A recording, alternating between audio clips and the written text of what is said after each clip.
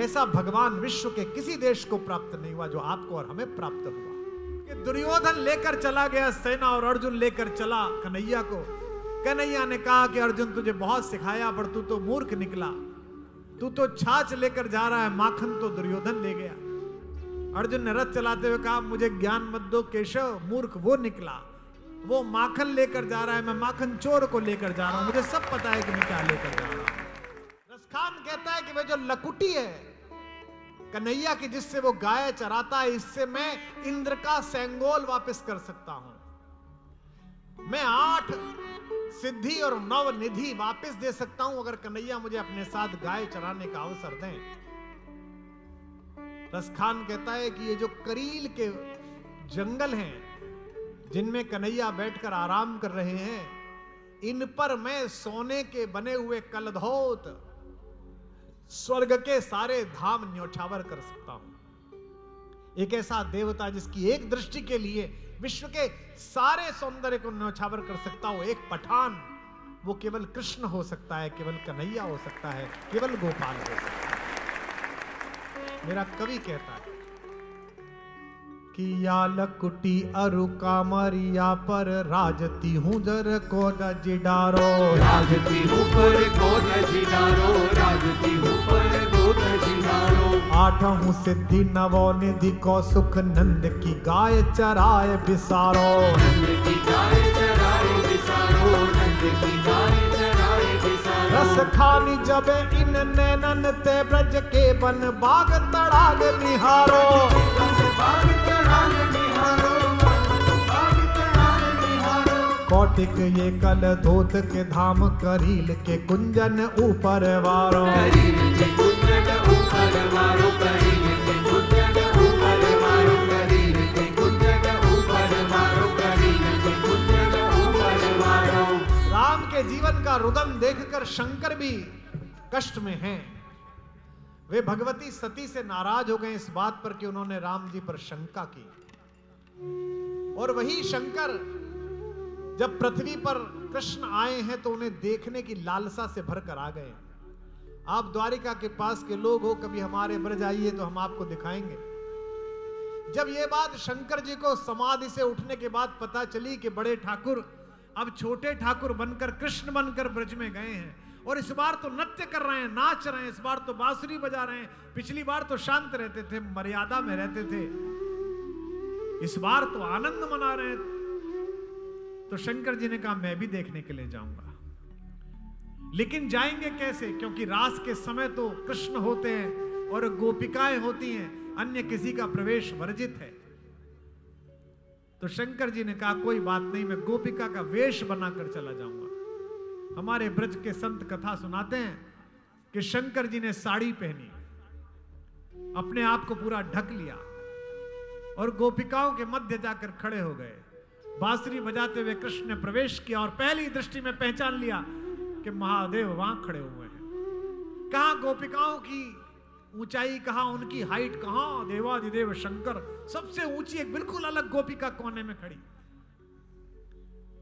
कृष्ण जी सारी भीड़ को चीरते हुए उसी गोपिका के पास पहुंचे कि आओ तुम्हें गले लगाता हूं। शंकर जी को लगा कि भेद खुल जाएगा, तो शंकर जी वहां से दूसरी तरफ भागे, पीछे पीछे पीछे पीछे कृष्ण भागे। अब पूरे रास मंडल में एक तरफ भाग रहे हैं महादेव और पीछे पीछे भाग रहे हैं कृष्ण। दृश्य अद्भुत था, गोपिकाएं चकित थी, लेकिन कृष्ण जिसको पकड़ लें, वो मनुष्य हो या शंकर भाग कर जा थोड़ी सकता है, वो तो पकड़ में आ ही जाता है।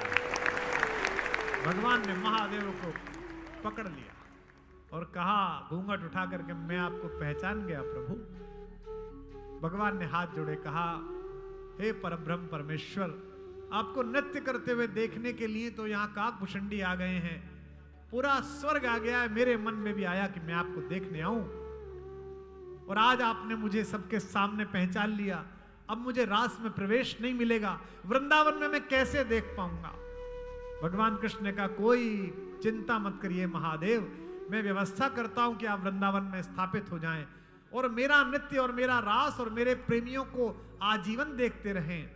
आज भी वृंदावन में भगवान शंकर का वह मंदिर गोपेश्वर महादेव के नाम से विख्यात है, और वहां भगवान शंकर की आरती के लिए भस्म नहीं चढ़ाई जाती, वहां उनको साड़ियां चढ़ाई जाती हैं, बिंदियां चढ़ाई जाती हैं, चूड़ियां चढ़ाई जाती हैं। अगली पंक्ति पर शायद आपकी ज्यादा जयघोष पीछे तक उठे। जो अर्ध नारीश्वर शंकर को अपने प्रेम में पूर्ण नारीश्वर कर दे, उसका नाम कन्हैया है, वही कन्हैया है। कृष्ण ने ज्ञान पर प्रेम को वरीयता दी है। मैंने कल भी कहा था, शक्ति और प्रेम दोनों सम्मुख हो तो प्रेम को चुनना, शक्ति को मत चुनना, क्योंकि शक्ति आती जाती रहती है, प्रेम स्थायी रहता है। राम ने भी कहा, राम ही केवल प्रेम प्यारा। जिसको शेष अवतार जिसके बारे में नहीं कह पाते, स्वयं महादेव जिसकी व्याख्या नहीं कर पाते, जिसको वेद कहते हैं कि यह अनादि है, अखंड है, अभेद है, अछेद है, जिसको नारद प्रतिपल रटते रहते हैं नारायण नारायण नारायण के नाम से, महर्षि व्यास जिसे कहते हैं नेति, मैं कह नहीं पाया हूं। पठान कहता है, रसखान कहता है कि उसे अहीरों की लड़कियां छोहरी एक छछिया छाछ देने के लिए, एक कटोरा छाछ देने के लिए नृत्य करा लेती हैं। कहती है ये छाछ पिलाऊंगी, पहले डांस करके दिखा।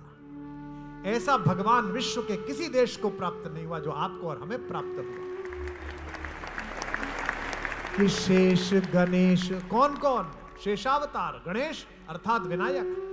शेष गणेश महेश दिनेश सुरेश हु जाहि निरंतर दावे, सुरेश हु जाहि निरंतर गावे, सुरेश हु जाहि निरंतर गावे। जाहि अनादि अनंत अखंड अछेद अभेद सुभेद बतावे, अछेद अभेद सुभेद बतावे, अछेद अभेद सुभेद बतावे। नारद से सुख व्यास प्रचे पची हारे तऊ पुनि पार न पावे, हारे तऊ पुनि पार न पावे, हारे तऊ पुनि पार न पावे। ताहे अहीर की छोहरियां,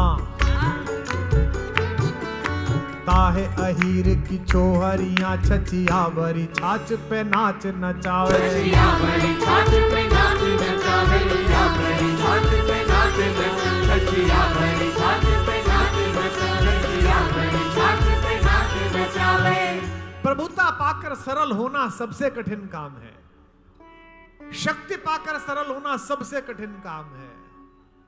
आप जरा जरा सी उपलब्धि पाए हुए लोगों का अहंकार देखिए, जिन पर धन आ जाए, जिन पर ऐश्वर्य आ जाए, जिन पर यौवन आ जाए, जिन पर प्रभुत्व आ जाए, सरकारें आ जाए, शक्ति आ जाए, आपने देखा होगा, मैंने तो भोगा भी है।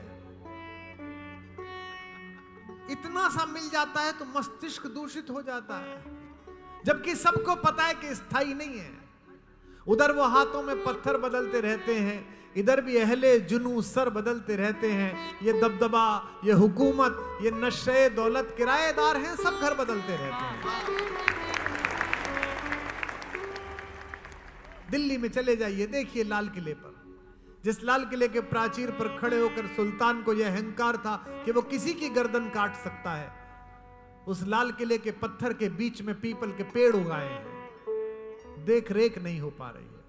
कृष्ण सामर्थ्यवान है, विश्व की नियंता शक्ति है, लेकिन उनके अवतार में प्रभुता की अपेक्षा सरलता दिखती है, प्रेम दिखता है। और वे प्रेम में इतने बंधे हैं कि स्वयं पराजित हो सकते हैं, लेकिन भक्त को पराजित नहीं करते, प्रेमी को पराजित नहीं करते।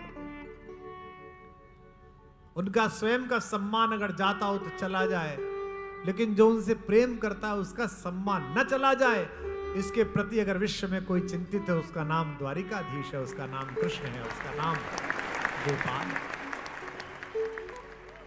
अपना मान टले टल जाए, बिंदु जी महाराज, अपना मान टले टल जाए, भक्त का मान न टलते देखा,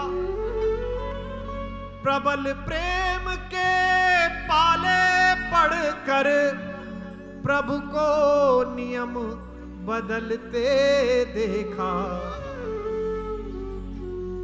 जब महाभारत के युद्ध की घोषणा हुई तो कल मैंने निवेदन किया कि दुर्योधन लेकर चला गया सेना और अर्जुन लेकर चला कन्हैया को। कन्हैया ने कहा कि अर्जुन तुझे बहुत सिखाया, पर तू तो मूर्ख निकला, तू तो छाछ लेकर जा रहा है, माखन तो दुर्योधन ले गया।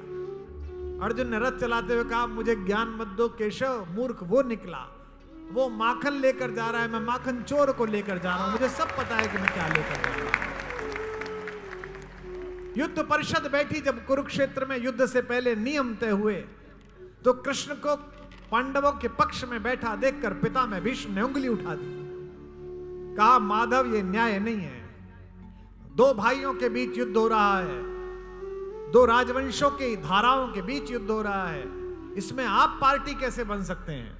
आप कैसे खड़े हो सकते हैं? अगर आप उधर हैं तो फिर हमारी जीत का तो कोई मतलब ही नहीं है, क्योंकि कृष्ण उस समय विश्व की सबसे बड़ी शक्ति थे, और वे कितने बड़े हैं वे राज्यसभा में दिखा चुके थे खड़े होकर। पितामह भीष्म ने हाथ जोड़कर कहा कि माधव यह अन्याय है, आप ये नहीं कर सकते कि आप उधर से लड़ेंगे। कृष्ण हंसने लगे। कृष्ण ने कहा कि पितामह क्यों दुखी होते हैं, आपको संभवतः पता नहीं है, मैं तो घोषणा करके आया हूं, मेरी सेना आपकी ओर से लड़ेगी, मैं पांडवों की ओर रहूंगा लेकिन शस्त्र नहीं उठाऊंगा। भीष्म ने कहा कि माधव ये हो नहीं सकता, आप जैसा महारथी, चारों तरफ तीर चलते हो, भाले चलते हो, तलवारें चलती हो, अग्नि शिखाएं फूटती हो, इस पुल्लिंग आकाश में तैरते हो, और आपको क्रोध ना आए, आप तलवार ना उठाएं, आप सुदर्शन चक्र ना उठाएं, भाला ना उठाएं, हो नहीं सकता। कोई व्यक्ति बहुत शक्तिशाली हो और चौराहे पर झगड़ा हो रहा हो, एक अनाचारी व्यक्ति सदाचारी लोगों को, सज्जन लोगों को मार रहा हो, तो क्या भला वो सदाचारी व्यक्ति जो शक्तिशाली है वो रुकेगा? अगर मुक्केबाज है तो 4 मुक्के मार के आएगा, और वे तो कृष्ण हैं। पितामह ने कहा कि हो नहीं सकता, आप ना माने। अब यहां थोड़ा आनंद लेना राजकोट वालों। भगवान ने कहा कि मैं शपथ लेता हूं गंगा पुत्र भीष्म, हे शांतनु पुत्र भीष्म, मैं शपथ लेता हूं कि पूरा युद्ध बीत जाएगा, मैं अस्त्र नहीं उठाऊंगा। जैसे ही शपथ ली गंगा पुत्र भीष्म खड़े हो गए। गंगा पुत्र भीष्म ने कहा, अगर मैं अपनी मां का बेटा हूं, अपने पिता का बेटा हूं, तो मैं भी शपथ लेता हूं कि अगर मैंने आपसे हथियार न उठवा लिए तो मैं भी अपनी मां का बेटा हूं।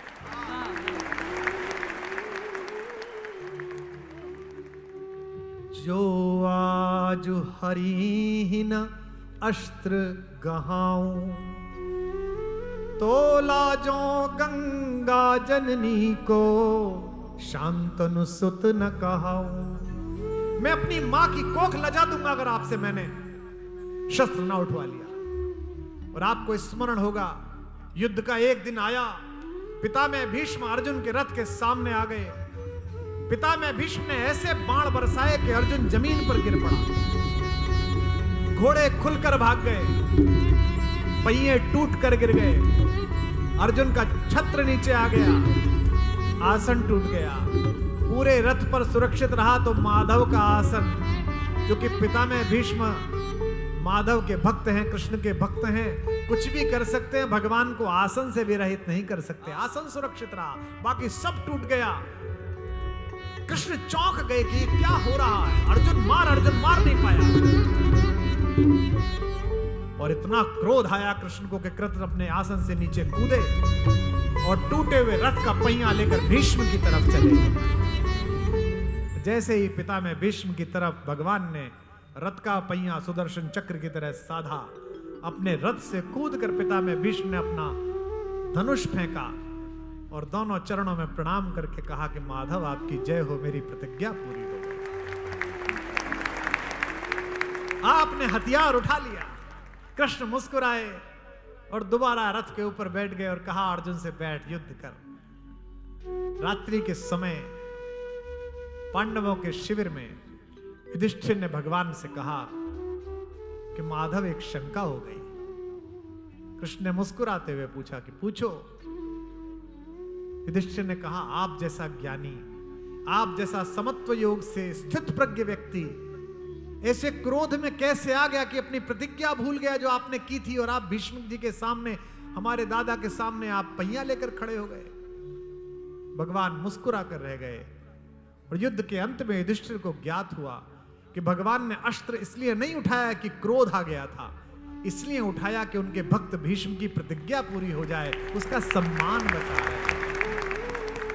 प्रबल प्रेम के पाले पड़कर प्रभु को नियम बदलते देखा, अपना मान टले टल जाए, अपना मान टले टल जाए, भक्त का मान न टलते देखा, प्रबल प्रेम के पाले पड़कर।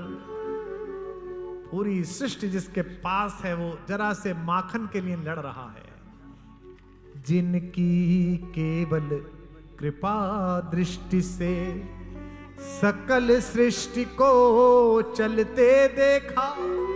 अगली पंक्ति रसपूर्ण हो तो जरा आपके हाथ उठे, आप सम्मिलित हो जाना। जिनकी केवल कृपा दृष्टि से सकल सृष्टि को चलते देखा, उनको गोकुल के गोरस पर, उनको गोकुल के माखन पर 100 बार मचलते देखा, प्रबल प्रेम के पाले पड़कर प्रभु को नियम बदलते देखा। गाओ, अपना मान टले टल जाए, भक्त का मान न टलते देखा। प्रतिपल लक्ष्मी चरण दबाती हैं, जिनके कोमल इतने चरण हैं, उनके चरणों को कवि ने कहां देखा? जिनके चरण कमल कमला के, हमारी भगवती के, जिनके चरण कमल कमला के कर तल से न निकलते देखा। फिर अगली चमत्कारिक बात हो तो जरा इस मौसम को थोड़ा गुनगुनी छांव से भरिए। जिनके चरण कमल कमला के कर तल से न निकलते देखा, उनको ब्रज के कंटक पथ पर, उनको ब्रज के कंटक पथ पर नंगे पैरों चलते देखा, प्रभु का मान टले टल जाए। कृष्ण नाराज हो जाए, नारायण नाराज हो जाए तो सृष्टि नष्ट हो जाती है। कवि कह रहे हैं, बिंदु जी महाराज कह रहे हैं हमारे, कि जिनकी बंक भृगु से हमने, जिनकी टेढ़ी एक नजर से, और सरल कर रहा हूं, जिनकी टेढ़ी एक नजर से सागर सात उबलते देखा। इस पंक्ति अंतिम आ रही है, इसकी जरा सबका साथ मिले। जिनकी टेढ़ी एक नजर से सागर सात सहमते देखा, उनको ही यशोदा मैया के, उनको मां यशोदा के आगे अश्रु बिंदु में ढलते देखा, अपना मान टले टल जाए। भगवान राम के चरित्र में बुद्धि बसती है और कृष्ण के चरित्र में हृदय बसता है। इसलिए भगवान मर्यादा के प्रतीक हैं और कृष्ण उत्सव के प्रतीक हैं। उनका उत्सव ब्रज में उनका होना ही है। गोपिका गोपिकाओं को समझाती हैं कि जब वो बंसुरी बजाए तो कान में उंगली डाल लेना, मुझसे मत कहना कि पागल हो गई। जब वो अटारी पर चढ़कर गाए तो एक बार देखे ऊपर जा रहा है तो सब गोपिकाएं कान में उंगली डाल लेना, अन्यथा बाद में ना कहना कि मैं बावरी हो गई। एक छोटी सी बात निवेदन करूं राजकोट के लोगों, मेरा दोष नहीं है कि मंच मुझे देर से मिला, मैं तो 8 बजे से प्रतीक्षा में था, और आपका भी दोष नहीं है कि आप प्रतीक्षा में थे, लेकिन इनका भी दोष नहीं था जिन्होंने व्यवस्था की, क्योंकि मूल उद्देश्य तो कुछ और ही था। मैं तो आपकी भीड़ एकत्रित करने वाली ढोलक हूं, और इस ढोलक में जो नाद है उसका नाम कन्हैया है। तो ऐसा ना हो जाए कि आप किसी और उद्देश्य में आकर इस उद्देश्य को छोटा करके चले जाएं। इसलिए कहता हूं, कृष्ण और राम के उत्सव भी विपरीत है। आप बहुत व्यस्त हो सकते हैं सब लोग, दोनों के उत्सव भी अलग अलग है। राम का उत्सव क्या है? दीपावली। कितना मर्यादित उत्सव है, हर चीज करीने से रखी हुई मिलनी चाहिए दिवाली पर। छोटी सी बात कह रहा हूं, दिवाली पर दीपक भी रखे जाते हैं तो उनमें भी लाइन ठीक होनी चाहिए। दीपावली पर अल्पना बनाती हैं घर की बच्चियां, उसमें एक भी पंखुड़ी बाहर न चली जाए, ये ध्यान रखा जाता है। ये राम है, उत्सव में भी मर्यादा है। और एक हमारा ये कानोड़ा है, एक ये कृष्ण है, इसका उत्सव क्या है? होली। कोई मर्यादा ही नहीं है, जिसको जैसा खेलना हो वैसा खेलो। जो अपने उत्सव को भी जगत की तथाकथित मर्यादाओं के बाहर खड़ा करके आनंद का उत्सव बना दे, उसका नाम कृष्ण है। यही बात कृष्ण को परम उन्मुक्त बनाती है। वे योगी भी हैं और भोगी भी हैं, वे ज्ञान के वंदे कृष्णम जगत गुरु भी हैं और वे रसराज भी हैं। होली खेलने के लिए निकलते हैं। मैं आप सबको आमंत्रित करता हूं, इस बार भी मैं वृंदावन में ही होली मनाऊंगा। आप आइएगा, हमारे परम प्रिय भाई मित्र और राम कथा और कृष्ण कथा के विख्यात रसमर्मज्ञ श्रीमन माधव गौड़ीय संप्रदाय के आचार्य पुंडरीक जी महाराज और हम लोग कुछ आयोजन करते हैं। आज भी होली वैसी ही होती है ब्रज में। कृष्ण निकले हैं होली खेलने के लिए। एक 16 वर्ष की नई गोपिका है जिसने पहली बार कृष्ण को देखने का मन में विचार बनाया, और बरसाने की एक गली में कृष्ण की टोली आ रही है मित्रों के साथ अबीर फेंकती हुई। इस दृश्य को अपनी आंखों में बसाइए जो मैं सुना रहा हूं। उसने पहली बार कन्हैया को देखा और नजर नजर से मिली, और कृष्ण ने एक मुट्ठी अबीर उसकी आंख की तरफ फेंका। अबीर आंख में चला गया, चूंकि पलक झपक नहीं पाई। अगली पंक्ति पर आपके हाथ खुले। जो कृष्ण को देखकर पलक झपकाने में समय व्यर्थ कर दे वो गोपिका हो ही नहीं सकती।